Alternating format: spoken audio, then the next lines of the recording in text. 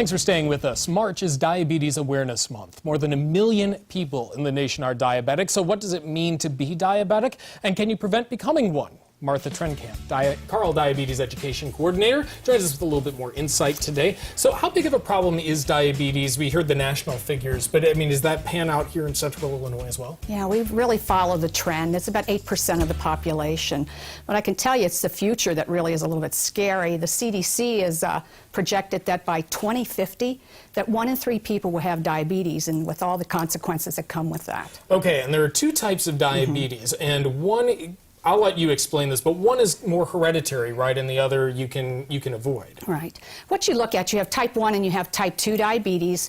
Type 2 is much more prevalent. 90% of the people have type 2 diabetes. And it is the one that we really look at as far as prevention. Type 1 diabetes is more of an autoimmune type of problem. It really impacts a different age group, and it's a different type of disease. Consequences are the same, but it's a different type of disease. And so when you're talking about a potential increase in the next 20 years or so in the number of people with diabetes, I'm guessing then most of that is in type 2. Yes, predominantly, because that trend would continue. Right. Yes, sure. And so what is the difference? And type 2, again, is preventable. Yes, we can talk about the prevention because that's what we really like to look at. There's really health consequences with diabetes. So up front, you just want to try to get this prevention going. And we know that with lifestyle changes, you're going to be able to have an impact and either prevent type 2 diabetes or delay the onset, which is good. What are the signs that you might have diabetes, that you might recognize, hey, there's something I need to even get checked out, I need to go to the doctor? Okay. They're pretty typical signs. I think a lot of people do know them, but you're just looking at things like frequent urination, thirst, weight loss, those type of things. Okay, all that are perceived, I guess, as abnormal. Because people go on diets, people get thirsty. But this is consistent, right? Right, blurred vision. I mean, there's a lot of things, but all of a sudden they start coming, you have kind of clusters of them, and they start coming together. They are hard, I mean, to recognize, because type 2 diabetes is a very slow onset. So people can have symptoms that they don't even recognize that they're diabetes. Now, type 1 diabetes, the onset is very quick, and these symptoms come fairly quickly, and they can get into trouble pretty quickly, and then so they can be diagnosed quickly. But type 2 is really one of those diseases that goes along quite a long time. So how do you know, is there an age range where this might pop up?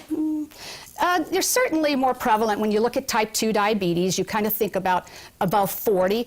But honestly, in this day and age, with the prevalence of obesity in our childhood and in teens, we're seeing more and more kids with type 2 diabetes, and primarily children always were having type 1, were diagnosed with type 1 diabetes. Sure, very early on, I'm sure. But then as the kids get it a little bit later. So that's something to talk about too. Parents keeping an eye on their kids. Do the signs of diabetes show differently in children than they might in adults? Not really. Again, though, most of the time children are going to present with type 1 diabetes, and those type of symptoms, again, I mean, it's frequent urination, those type of things, they come on pretty quickly in type 1.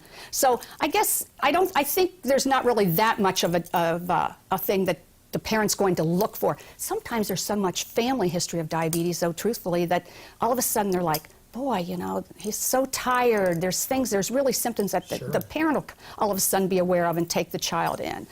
So those are the type of things that you can see. So are you suggesting then that parents maybe need to be more, they need to be aware but don't necessarily jump to a conclusion that your child has diabetes? Right, and I think, again, if we go back to prevention, when you're looking at type 1 and type 2, type 1 is going to present itself like the child is going to be very ill. Okay, they're going to be very ill, so the parent's going to know that they're going to need to do something.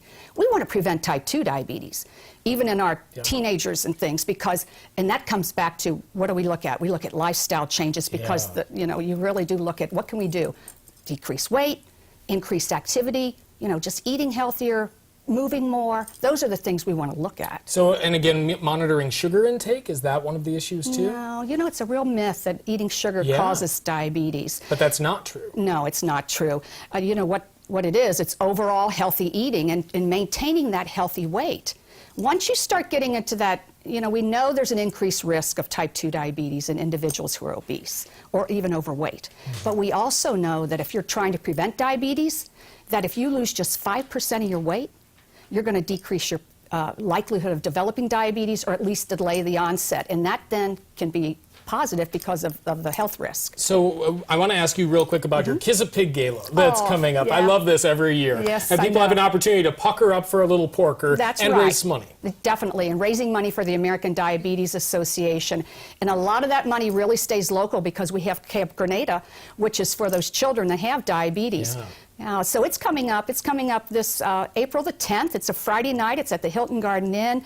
And if you're interested in attending, you certainly can go to the diabetes website or else their Facebook page, and you can buy tickets online. Yeah. It's a fun event, you know. I do know. It is big fun. And I pigs, know. I guess, were instrumental in the early insulin production. That's so right. Very cool. Martha, thanks so much. You're we appreciate welcome. it. You're welcome. Martha with Carle Hospital talking about Carle support groups, talking about all the important things we need to know about diabetes, nationally recognized by the ADA. Carle's endocrinology department offers a lot of treatment options, and you can learn more about that on Carle's website at Carle.